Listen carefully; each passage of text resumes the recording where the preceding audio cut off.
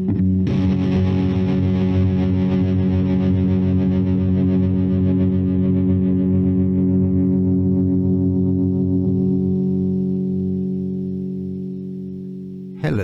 was the eldest daughter of Tyndareus, the king of Sparta, and his wife Leda.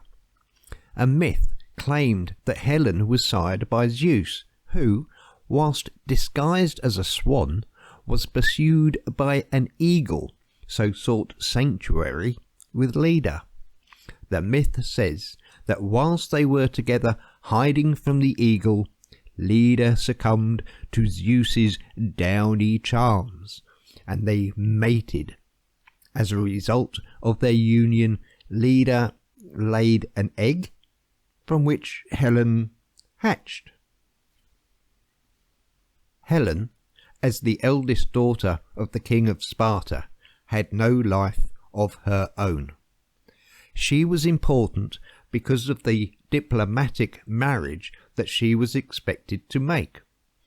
In time, her brother Castor would ascend to the throne, so their father, Tyndareus, was keen to secure an alliance through marriage with a neighbouring ruler. But Castor, whilst spying on a herd of cattle that he intended to steal, fell out of the tree in which he was hiding and died.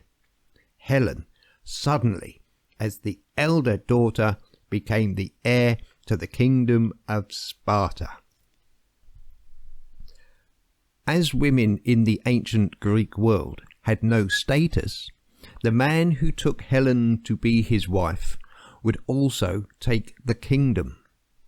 Prospective husbands came from all over the Greek world, and Tyndareus, her father, was determined to protect Helen from those suitors who harboured hostile intent. Once before, in her childhood, the young Helen had been abducted, and Tyndareus was prepared to do all in his power to prevent a repeat of such an episode.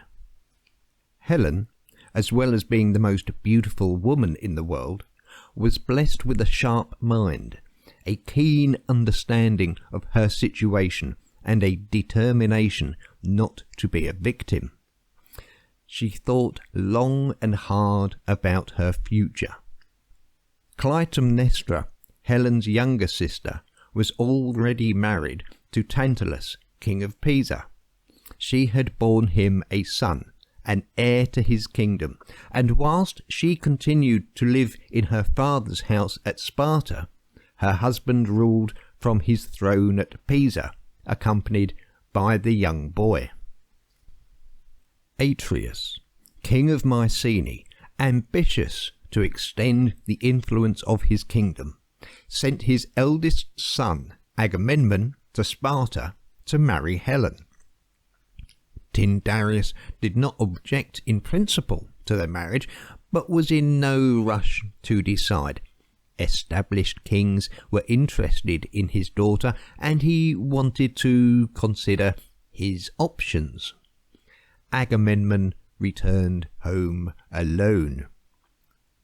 Atreus, unwilling to wait, sent his other son, Menelaus, to win Helen.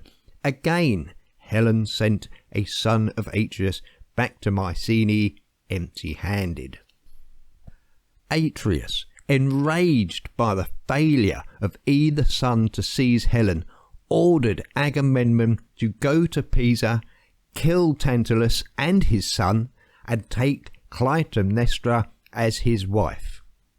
When, after being informed of the double killing, Tyndareus became aware of the strategy of his scheming, fearsome neighbour, he acquiesced to the marriage of Agamemnon to his freshly widowed daughter Clytemnestra.